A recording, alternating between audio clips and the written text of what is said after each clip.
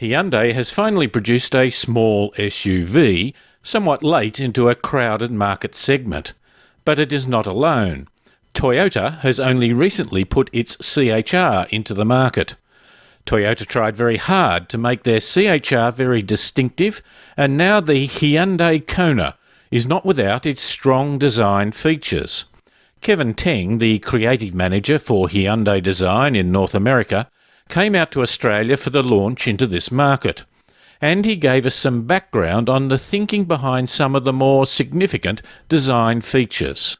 Kevin, small sedans are getting less fashionable than SUVs. Small sedans are often practical in their look. Is the SUV an opportunity to be more adventurous? I think so, and I think that's what we tried to capture in the design of the Kona. I think the SUV is fantastic because not only does it give you a lot of space inside, but at the same time you get the looks that is rugged, it looks adventurous, so it's something very unique and different, whereas I think sedans could be sometimes a little boring, so I think for the young market especially, it's a perfect car. Do you think that some of the adventurous design may then go over into sedans? We'll see about that. I mean, this is the starting point, and I think we didn't really think about sedans honestly when we were designing it, but if it's powerful enough, why not? You talked about having almost two characters to it. What were they? So we tried to really fuse like this high-tech sleekness on the top of the vehicle with this kind of an active, adventurous character down below, especially around the cladding. So it's kind of a mix of best of two attributes into one design. And that one attribute might be I'm taking it around the city, and the other is outdoors. Like where we are right now, I think is a perfect example. The gravel roads, the back doors where we just drove this morning, the outbacks of Australia is a perfect place for this to go off-roading. So. Not many people might get to do it, but they might feel that they could do it. Is that part of the image? I think so. I think, and the key image lifestyle that we try to go after is somebody who lives in the city, but really just kind of admires the outdoor adventure during the weekends. Maybe you cannot do that every weekend, but someday, right? You're going to go out there, get your car dirty, go off-roading, and that's the image that we try to portray in the vehicle. So professional during the week and dirty on the weekend. Yes, absolutely. So you often in your presentation talked about him doing it. Is it a masculine design?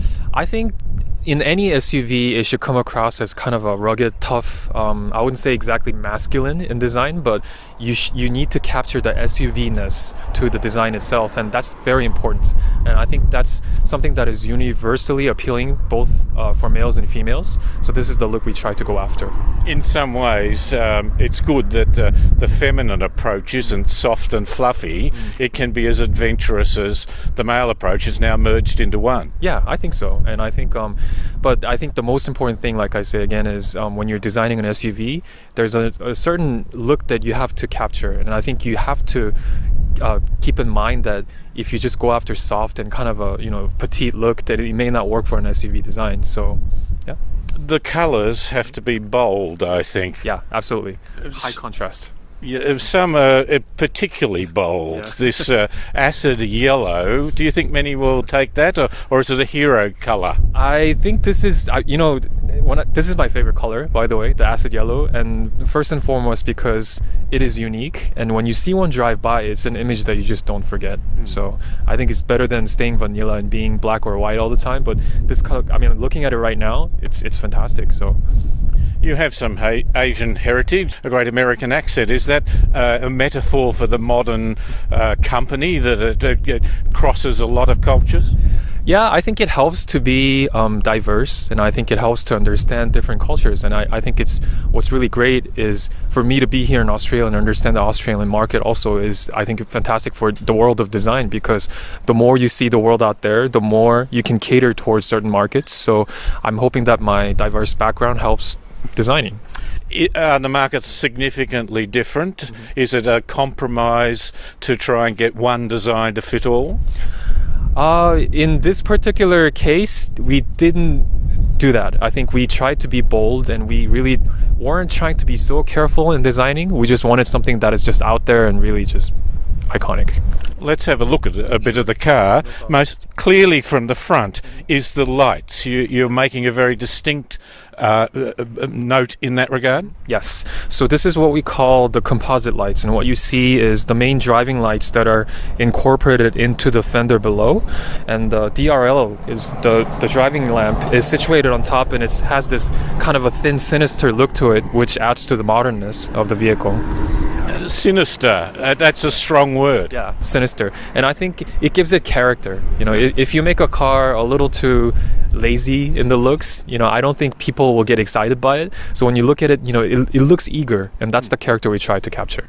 There's a modern trend here of a long bonnet. Is the length practicality or fashion? The long bonnet usually goes back to suggesting that the car has more power. I mean, it comes from the historical looks of, you know, cars that had 16 cylinders, and it's a way for you to show off, look what I got. And I think that's determined the way of the premium looks for a long time.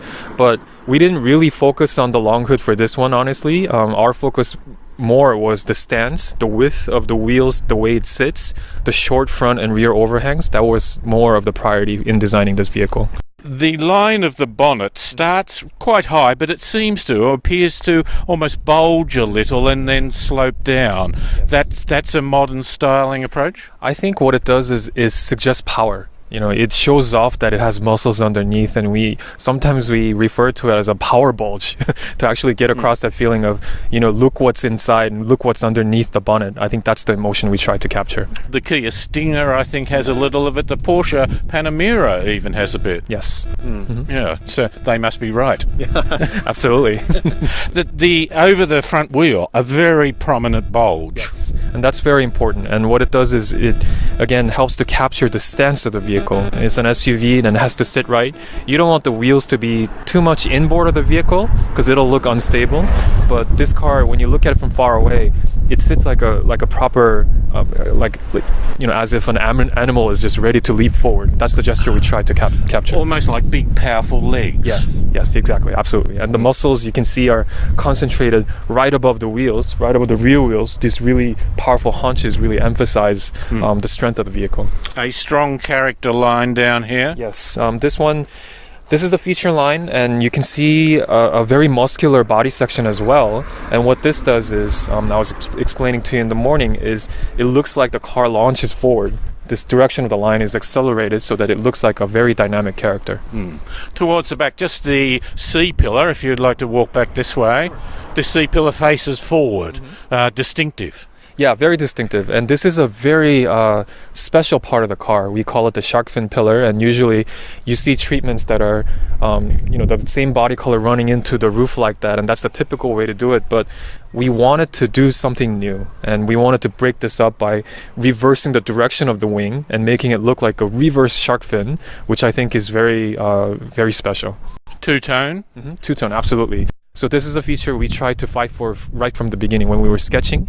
We wanted to create high contrast and really have this kind of a futuristic look that is very different. So combined with the shark fin pillar, you have a two-tone roof, and I'm just really proud to see that it survived. I see in Australia you've learnt the flies to have. Lovely having the flies around me, getting a lot of attention right now. The back, it's not too busy. I think of something like the Toyota CHR, which has a lot of lines to it. A balance between aggressive points and not going over the top. That's really important because, like you say, it's a fine balance. If you can't push too much, because the styling may end up offending some people. It may look like straight out of a spaceship, which may be a good thing in some regards. But I think in the case of Kona, we try to make it advanced enough, but not too crazy. So I think we feel that the balance of the rear end is really well done. These thin lights at the top, if they were only those, that it would look a bit out of proportion, I think. You've added a bit more stronger elements down here. The idea for the rear of the car is to really reflect what we were trying to do in the front. We have very thin taillights, like you say, but the idea of the fender cladding hugging around to the back of the car and suggesting this is the lower lighting element of the car is actually the one you see in the front. So it ties in together, and that's very important in designing the exterior of the car. Does the rear match the front? And that's what we have here. The bit down here, almost a bit blingy. There's a bit strong. That's your intent? Absolutely, and this is the idea of the composite light in the front that's reflected in the rear. So the main driving lights that you see in the front, you would see this area in the back down here. And like I say, when you walk around to the front, it's like a family look. It's the same face, but on the rear.